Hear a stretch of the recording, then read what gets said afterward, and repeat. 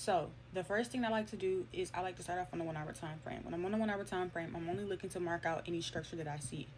So in this case, there was a 1 hour break of structure and a 1 hour change of character to the downside, which made sense because price was wicking past all-time highs on US 30.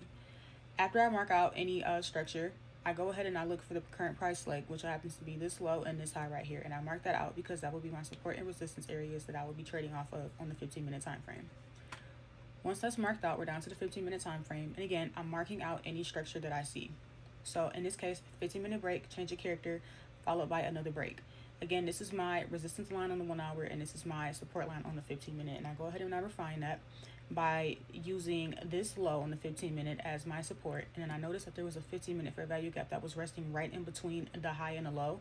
So I just felt like because we're already having such selling pressure, price is just not going to want to make a push back to the upside that far. Now, whatever direction the 15-minute time frame is trading in, that is the direction of my trade bias. So if the 15-minute is bullish, I'm bullish. If we're bearish, I'm bearish.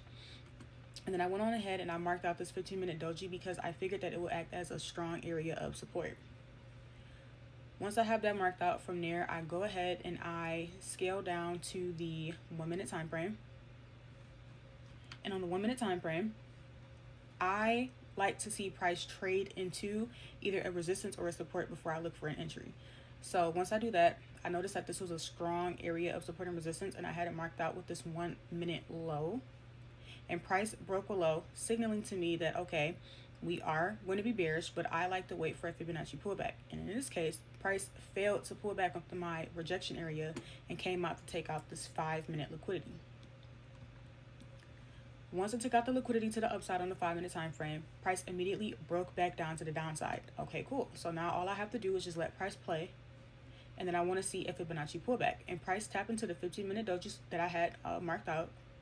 And then I'm just going to wait for a bullish pullback, which starts to happen right there. I go ahead and I mark out my Fibonacci retracement, which tells me that this is the area that I want to see a rejection and then an entry candle. From there, we let price play.